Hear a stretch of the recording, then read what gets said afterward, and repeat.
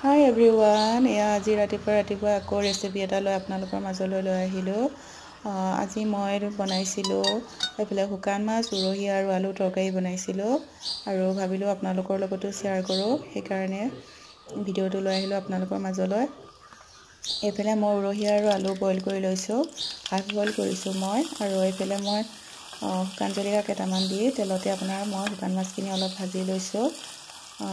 এয়া অলপ ভাজি লৈছোঁ, যিহেতু মই আলু আৰু উৰহিখিনি বইল কৰি লৈছোঁ, সেইটো কাৰণে মই শুকান মাছখিনি ভাজি লৈছোঁ। আৰু শুকান মাছখিনি ভাজা প্ৰায় হৈ গৈছে মোৰ, আৰু সেইখিনি তেলতে মই ডাঙৰ চাইজৰ পিঁয়াজ এটা আৰু নহৰু কেইফুটমান আৰু কেঁচা জলকীয়া কেইটামান কাটি দিছোঁ।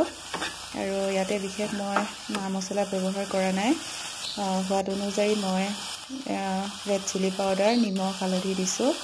আৰু বিলাহীখিনি মই অলপ ভাজি ল'ম। এয়া অলপ ভাজি লোৱাৰ পিছতে মই ইয়াতে অলপ পানী দিম।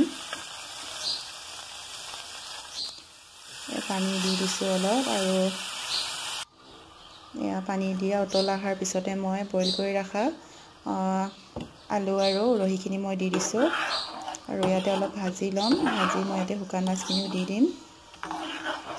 আপোনালোকৰ যদি ভাল লাগে লাইক কমেণ্ট কৰিব, শ্বেয়াৰ কৰি দিব, আৰু যিসকল নতুনকৈ মোৰ চেনেললৈ আহিছে তেওঁলোকে ছাবস্ক্ৰাইবাৰ কৰি দিব মোৰ চেনেলটো।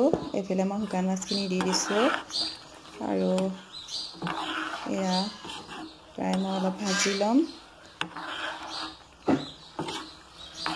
এয়া প্ৰায় ভাজি লৈছোঁ মই অলপ তৰকাৰীখিনি। অলপ ধনিয়া পাত দি দিছোঁ, আৰু মোৰ প্ৰায় চব্জি হৈয়ে গৈছে এয়া। আৰু মই ধুনীয়াকৈ আজি চিম্পুলকৈ থালিখন সজাই লৈছোঁ।